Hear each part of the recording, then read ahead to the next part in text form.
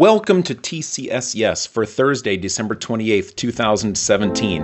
Let's kick you off right away with music from the senior project of Emily Sheffield singing Jeunes, an 18th century song arranged by J.B. Weckerlin.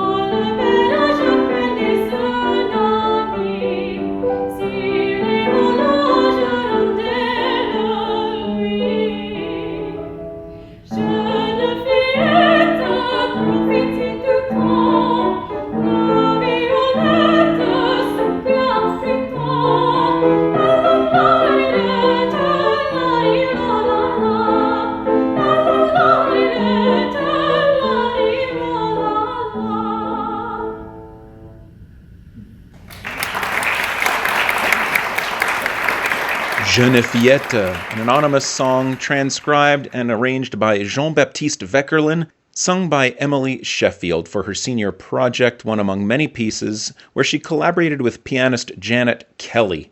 My name is Kevin Smith, and you're listening to TCS Yes for December 28th, 2017, and we're glad you're with us. We've been bringing highlights from senior projects as well as other seasonal favorites, and Emily sang this song on December the 5th in the Ingram Auditorium at Brevard College. We're glad you're with us. We use this show every week on Thursday afternoons from 3:25 to 4 o'clock to highlight and showcase the great things happening throughout the family of Transylvania County schools. Our students, our educators, our parents, our community partners, everyone who helps to make Transylvania County a special place through our school system. On today's program, we're bringing you a replay of our most popular show of the year to bring attention to another event coming up at Brevard High School.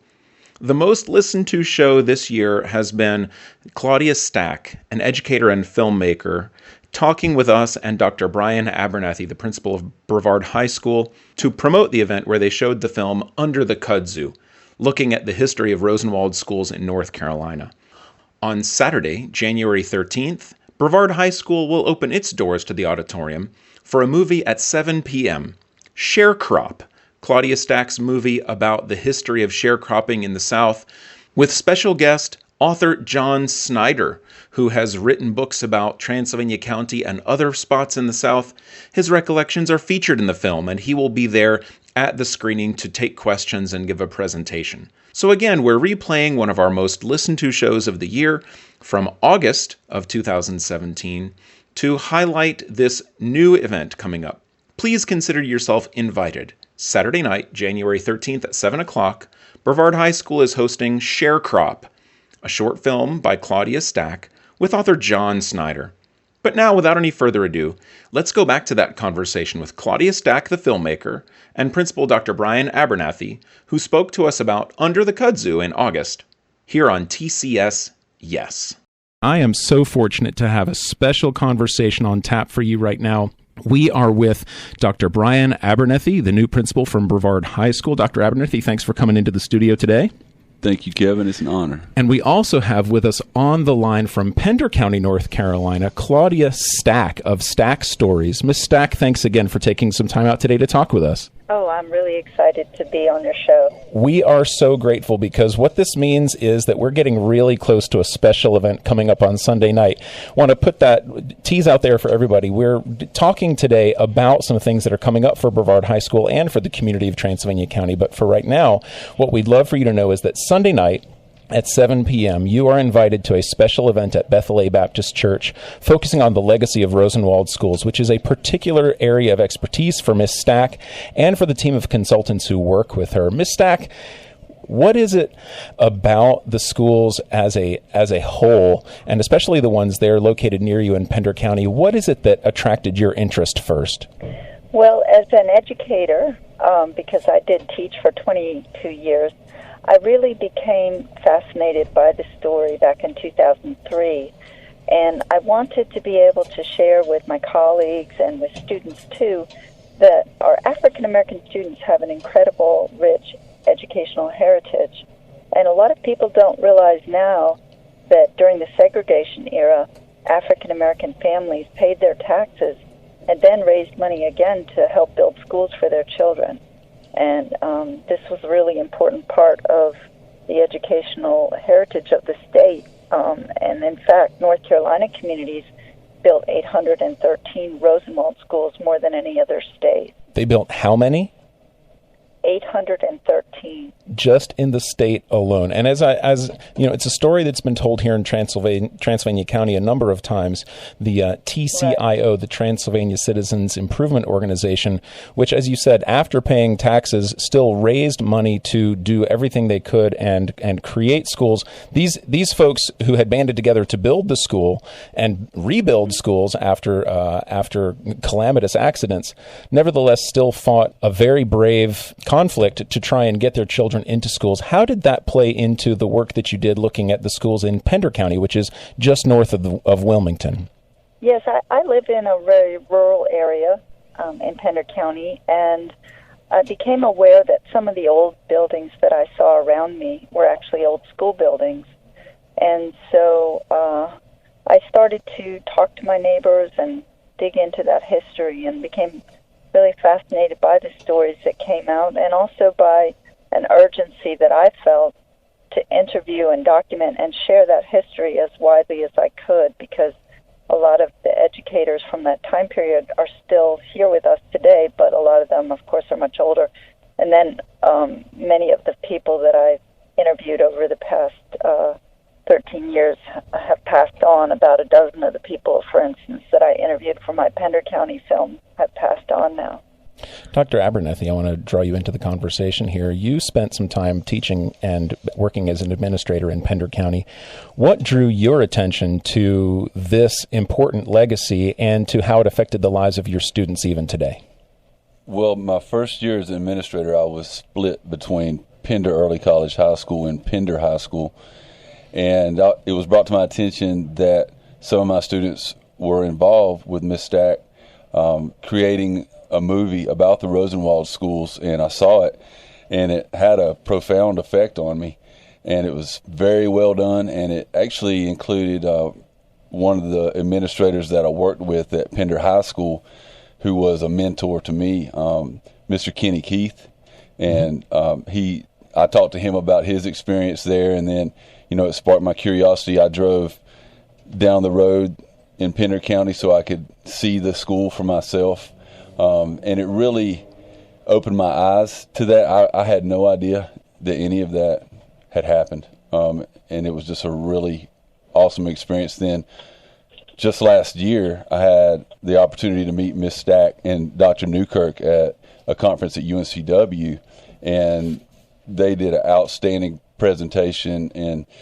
I really, at the time, didn't know that I was going to come to Brevard, and I was working with them to have them come to Columbus County because it was just such an impactful presentation, but it's a really, really great thing. Ms. Stack, Dr. Abernethy referred to the film that I think you're going to be presenting to some folks here, not only on Sunday night, but in Brevard High School on Monday. The film Under the Kudzu, you sent a trailer, and I've had the chance to look at that, where a lot of different voices come in to explain what the school meant to the community. And as I said, even though the story has been told, there's a regular news column here in Transylvania County. There are frequent alumni meetings, and in fact, the old Rosenwald School currently serves as the education center for Transylvania County schools. Based on the work that you've done, getting to know the stories of more and more of those schools around North Carolina, and maybe even the ones, since you know the stories best there in Pender County, what's your impression of the meaning and significance and ongoing importance of these schools within their communities? Well, I think it's really interesting that there are still many active alumni associations with Rosenwald schools, from Rosenwald schools, When you think about it, I don't know of many alumni associations that people have for their elementary schools outside of this phenomenon of the Rosenwald schools. So that gives you some clue as to how important the experience and the education was to people. But beyond that, I also have a conviction that some of the teaching methods and approaches used in those schools were actually still relevant today. So to me, it's not just about history. It's also about looking at what are some of the effective teaching practices that were common in schools of that era that we might want to revisit. For example, peer learning, that is, students teaching and tutoring other students, was quite common peer in learning, schools absolutely. of that era. Mm-hmm. Yeah. Research has shown that's very effective as a teaching method.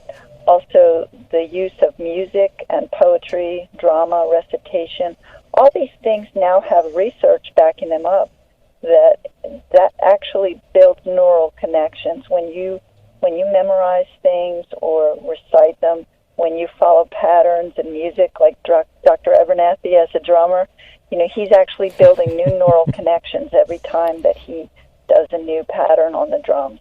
So these kinds of findings in research back up the use of some of these older traditional practices from schools. So one of the things we do is present to the teachers and talk about how some of these strategies may still be relevant and helpful today. And I'm working with two associates, Dr. Richard Newkirk and Miss Betty Thompson. They're both very accomplished educators and graduates of Rosenwald schools and HBCUs, and so we work together to make the presentation. Claudia Stack and Dr. Bryan Abernethy speaking here on TCS Yes earlier in August of 2017, our most listened to show of the year on SoundCloud. We hope you're aware that every time we broadcast live, we also take the show and post it as a podcast, so anything you missed or anything you want to learn about our school system that we've discussed on the show, just visit the website soundcloud.com or soundcloud.com/Transylvania County Schools. This episode was very popular at the time that it aired, as many people were getting ready to go watch the film Under the Kudzu at Bethel Baptist Church. We're promoting another event coming up on January 13th.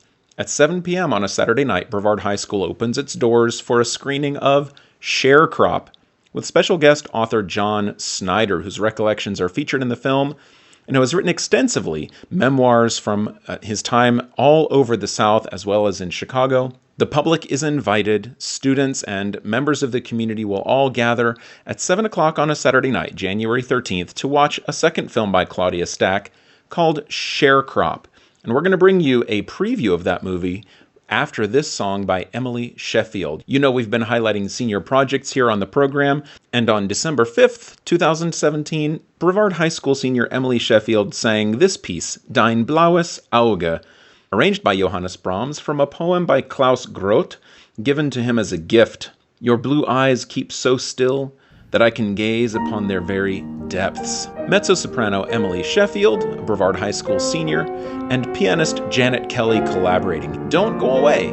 You're listening to TCS Yes.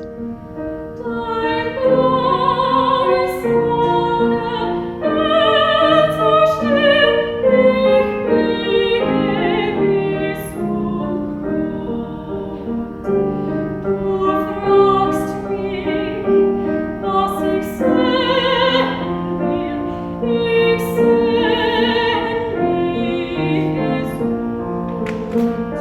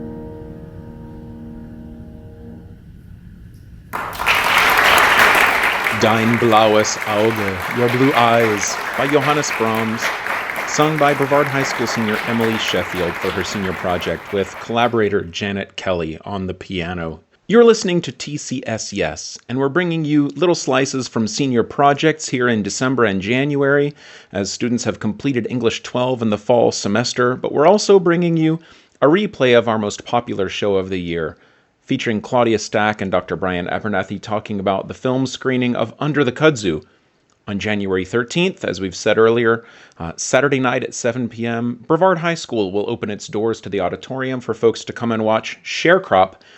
And we have a 2-minute preview, the trailer that's available online. If you go to stackstories.com and look up Sharecrop, or just go to stackstories.com/sharecrop, you'll find this trailer. We're going to bring you 2 minutes now of the voices of the film Sharecrop here on TCS Yes.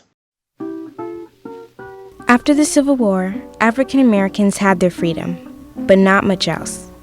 In the South, many of them stayed in the same area, even in the same cabins, where they had lived as enslaved people. Now there was a new system. They worked for shares of the crops they tended. Around the same time, whites who didn't own land were also pushed into sharecropping. Inside the barn, you will find that there are tier poles, okay? And they are typically, you had somebody who was standing 1 foot on one pole. Okay, so you hung the tobacco there. So you hung from the top down, and you're reaching down to pick up the stick from the person down there, and then you handed it up.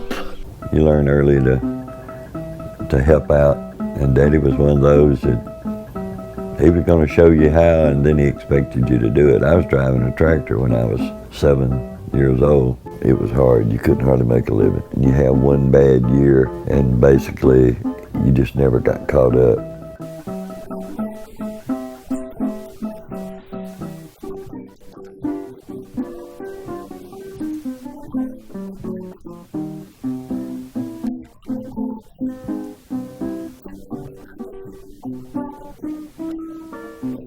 The cotton was gold. Everybody who affiliated with the cotton got rich, exception of the person that did all the hard work. We was sharecroppers, and we picked the cotton. We have good years picking cotton, but we never could break even or make money. The movie Sharecrop by Claudia Stack will be shown at Brevard High School on January 13th, 2018 at 7 p.m. in the auditorium. The movie features rare archival footage and period images and is spoken through the voice firsthand of folks who lived through sharecropping in the Mississippi Delta, tobacco sharecroppers in the Carolinas, and others. It explores their lives, the way they worked, and celebrates the resilience of the forgotten farmers of the South. Author John Snyder will be on hand to deliver a brief talk and answer questions during the film as well. Come to Sharecrop on January 13th at Brevard High School at 7 p.m. in the auditorium. We now return to our conversation with Bryan Abernethy and Claudia Stack. My name is Kevin Smith, and we bring you TCS Yes every week here, and this is our most popular show from August of 2017, here on TCS Yes. Miss Stack, we left off talking about the development of the film Under the Kudzu, and when you come and bring that to a community like Transylvania County or other places where you've screened it, what do you expect? What kind of response do you typically get from the folks who are watching the movie? Are they often hearing this for the first time, or is this affirming things that they've already known for a while? In general, I think it's raising awareness, and that a lot of people do not know of the school building movement. There was a time in North Carolina where almost everyone would know what a Rosenwald school was, because they frequently held fundraisers called Rosenwald School rallies. And then the schools were often open for May Day celebrations and other things that were open and attended by the whole community, black and white. So there was a time in North Carolina where there would have been a much broader understanding of the kind of sacrifice that African American families made to obtain education for their children. But that awareness, I think, has fallen away, and now you find pockets of memory that are usually in like churches or alumni associations. But I think in Brevard it's a little different because the organizations there have done such a great job of preserving history, and I just really applaud your local school system for maintaining the building as a part of the school system and still in use. And also, I really am grateful for the opportunity to come and bring this program alongside, of course, Dr. Richard Newkirk and Betty Thompson, again, my associates who are graduates of Rosenwald schools, and they are part of the presentation as well. And so a reminder to everyone that we're talking about a special presentation with 3 visitors to Transylvania County, Claudia Stack as well as Dr. Richard Newkirk and Betty Thompson. They will come for a film screening under the Kudzu, which begins at 7 o'clock at Bethel Baptist Church at 290 Oakdale Street here in Brevard. But more than that, there's also time for discussion and kind of adding context to what you learned from watching some or all of the film. And Dr. Abernethy, the phrase that aside from the fact that Ms. Stack has referred to your drumming, which we'll get back to in just a minute, she also mentioned pockets of memory and the kind of struggles and sacrifices that families go through to get their children the education that they need and deserve. You yourself have shared some stories with your students, and you shared a little bit with us here. Maybe you have a minute to unpack it some more. During your own education, becoming an administrator, you went off on some pretty far-flung journeys to learn an extreme example of what people will go through to get an education. What's one story that really sticks with you in terms of how far families have to go just to get that sound basic education that we have for everyone here in North Carolina? Yes, sir. In 2011, I had the opportunity to travel to South Africa and shadow the principal of Imafini Primary, Mr. January, who recently retired, but he was there, I think, for 28 years. And that school serves around 900 primary students in the Imafini Township. And I was telling my students that most of those kids actually, the school uniform that they have is probably the only stitch of clothes that they have. So they have to really hold on to those, take care of them. We'd see them after school running around in the townships, and of course they were wearing their school uniforms. I think I mentioned last time one of the kids at Lungisa High School, which was adjacent to Imafini, had done so well academically and been involved in so many different things that he was awarded a full scholarship to Stanford University. And it was one of the greatest success stories in education I've ever seen. So for them, education is the one and only way out of those townships, and it's a struggle. It's high poverty like I've never seen in my life. So in bringing a program like this to Brevard High School and inviting someone like Ms. Stack and her associates to come to Bethel Baptist on Sunday night, again, that's 7 o'clock on Sunday night, August 27th. We want the public to be aware that this is an open invitation for folks to come and be a part of this film presentation and discussion. When you look at your students, I was attending the whole school assembly where you and your assistant principals were presenting today. We're a long way from talking about cell phone usage when we're talking about folks who are coming to school in the only clothing that they own. And when you think about the lessons that you hope your students are going to learn, you spent some time talking with them about strength in unity. And unity through music. I think we've all, many of us who are listening today and folks listening to the podcast will have had a chance to see a drum solo on video that's been shared a little bit here and there among some folks here in North Carolina as well as around the world. What is it that you've seen in your first few days, and what do you hope to accomplish? What do you hope to see happen among your students as a presentation like this, as a message like this takes hold? Well, one of the things that appealed to me and my family about Brevard, the community and the high school, is the culture of music, the love of music and the arts. So, I thought that playing the drums might be a good way to connect with the kids, and it turned out that it was. And I think one of the great things about it through the years, obviously you've never heard of me as far as being a drummer goes, so I wasn't a famous musician, but it has really served me well in my educational career as a way to bring people together, people from different backgrounds. Everyone can connect with music, regardless of their ethnicity, their socioeconomic background, they can relate.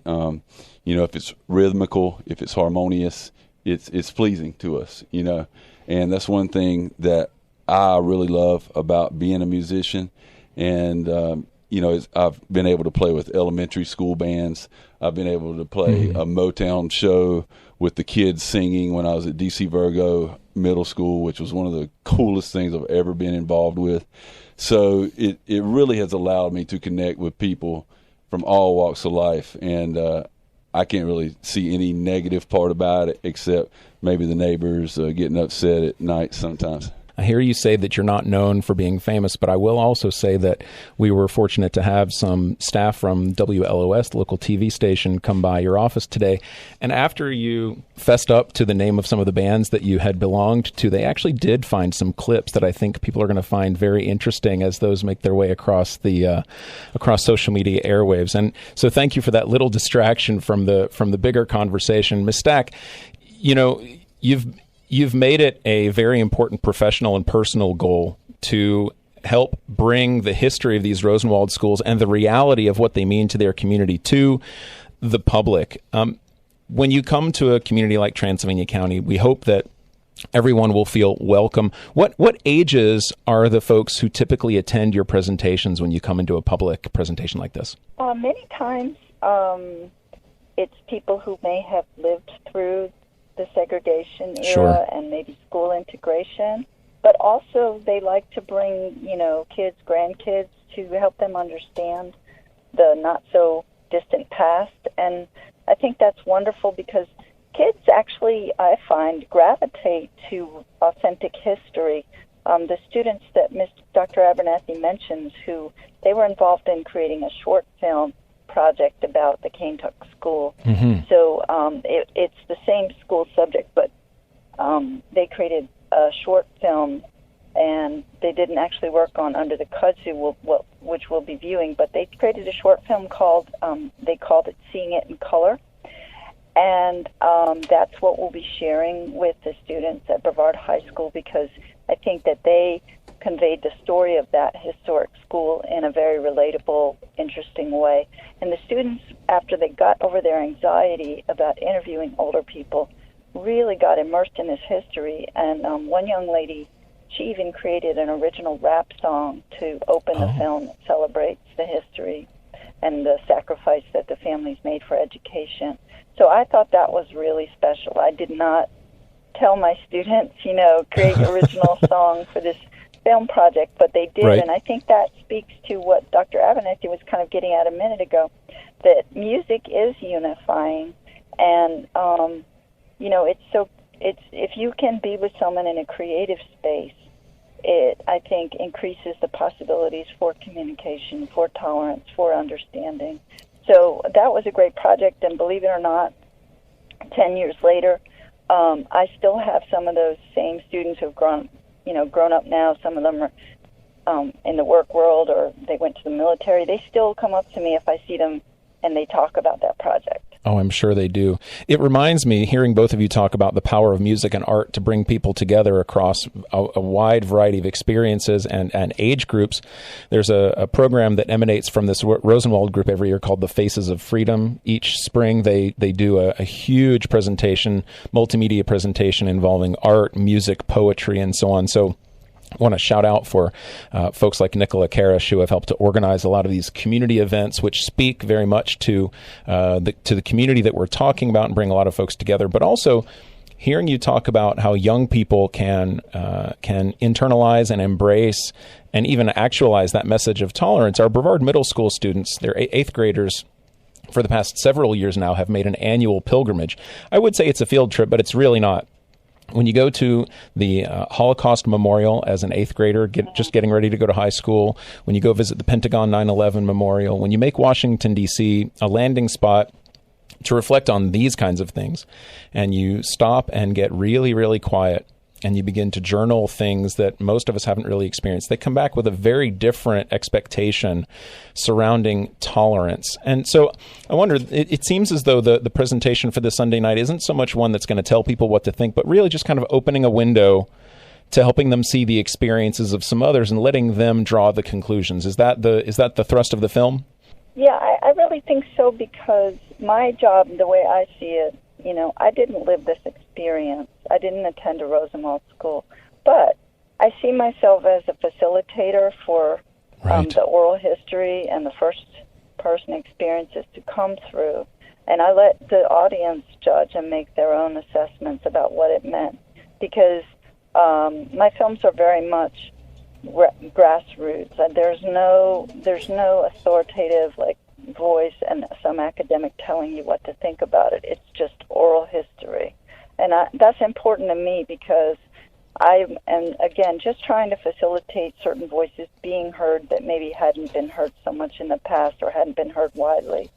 We are so excited. We're coming close to the end of this program, specifically talking about the events coming up for this weekend. But we've been speaking with Claudia Stack, who is bringing her film Under the Kudzu, as well as fellow presenters Dr. Richard Newkirk and Betty Thompson, to Bethel A Baptist Church this Sunday night, August the 27th, starting at 7 p.m., open to the public. Please come and enjoy this short film, viewed in part or in whole, and be part of the community dialogue surrounding the legacy and the meaning of Rosenwald schools in the 800-plus communities where they were built here in North Carolina. Dr. Abernethy, a last word from you. You have students whom you've met in colorful fashion this week. You have families and other folks who are listening. What would you like to say as a last word to encourage folks who might be on the fence or not sure about coming out to an event like this? What are they going to get if they come on Sunday night? I would say they're going to get a new perspective. They might learn about something that they never knew existed. I think, for the African American community, I think it's going to be a tremendous source of pride. I think it's going to ignite conversations between grandparents and their children. And I just think it's going to be an overwhelmingly positive event. And I really appreciate Claudia Stack putting this together, working with me. It's been difficult to set up, but it's going to happen, and I cannot wait. Claudia Stack, and we look forward very much to seeing your associates, Dr. Newkirk and Ms. Thompson. Thank you so much for making this time to speak with us. We look forward to seeing you this weekend. Thank you. I am really excited about it. I can't wait to meet all of you in person. And Dr. Bryan Abernethy from Brevard High School, thanks for coming real quick after that last bell to share with folks why this weekend's event is so important. Thank you very much. That brings to a close our interview from August of 2017 with Claudia Stack and Bryan Abernethy talking about the film Under the Kudzu and a special event featuring the film at Bethel A Baptist Church. Please mark your calendars for January 13th, 2018. That's a Saturday night at 7 p.m. Come to the Brevard High School Auditorium to see the film Sharecrop with special guest author John Snyder sharing his own reminiscences from life in the sharecropping South. You know that this month we've been featuring senior projects, and in the background you can hear Emily Sheffield singing the final song from her senior project recital on December 5th. Our mezzo-soprano graduating in 2018 from Brevard High School sang Blue Hair from the Black Suits by Joe Iconis, with collaborator Janet Kelly on the piano. TCS Yes comes to you every week. You can get our old episodes on SoundCloud. That's soundcloud.com/Transylvania County Schools. And please follow us on Facebook, Instagram, and Twitter to learn more about what's going on in our schools every single day. We hope you've enjoyed the show, and we look forward to being with you in the new year. And until then, take care, and thanks for being with us.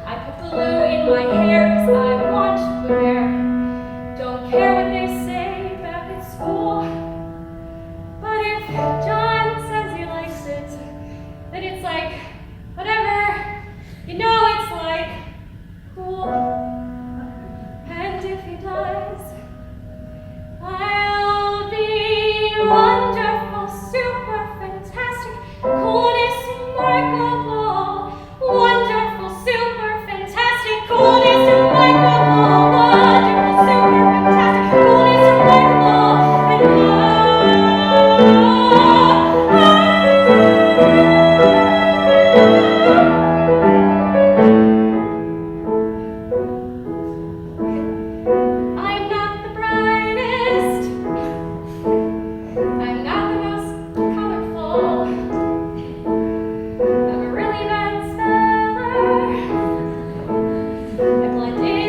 Everyone always forgets my name. I hide a box of Arby's in a cabinet underneath my TV. I'm not the coolest,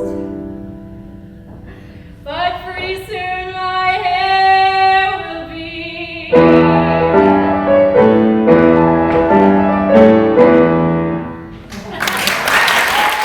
Thanks again for listening to TCS Yes. We hope you have a great weekend and a happy new year, and we'll see you in 2018.